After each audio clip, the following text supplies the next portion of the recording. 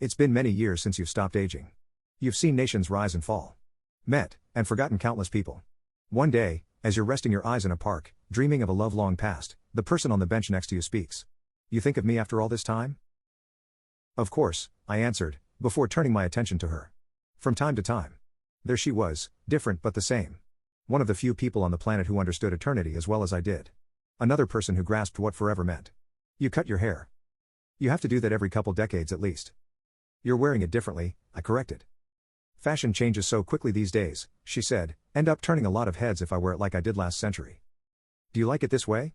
I asked. She didn't answer. She shrugged. After all these years there was something special about her body language. We were often ships passing in the night, but we'd spent so long together in the aggregate that I almost understood more when she avoided speaking. You could see so much in a shrug that a sentence couldn't capture.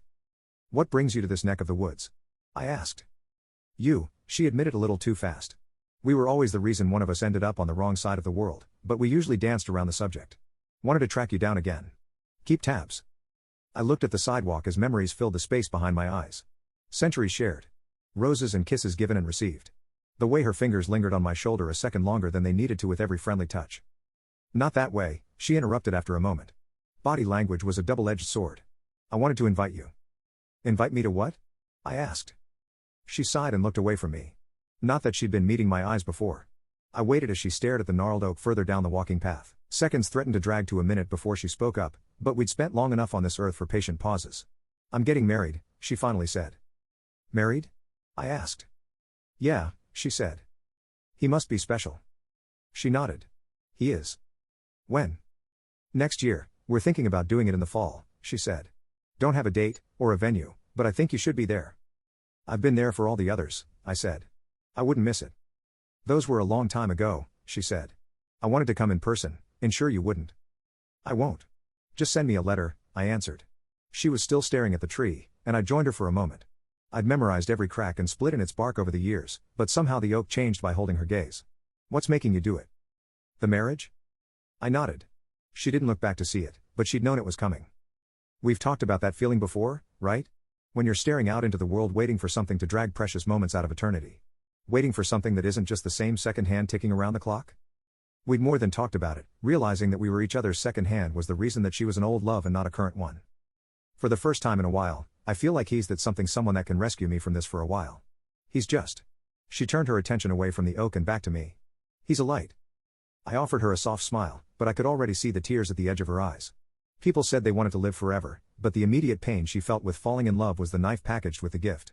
She knew that his life would flash by as surely as she blinked. Every light we found was a brilliant firework, shimmering in the sky before exiting our infinite lives with a resounding bang and fading into the night sky of memory. I'm sorry, I said after a minute. We should be celebrating. I nodded, but I didn't believe it and she could tell.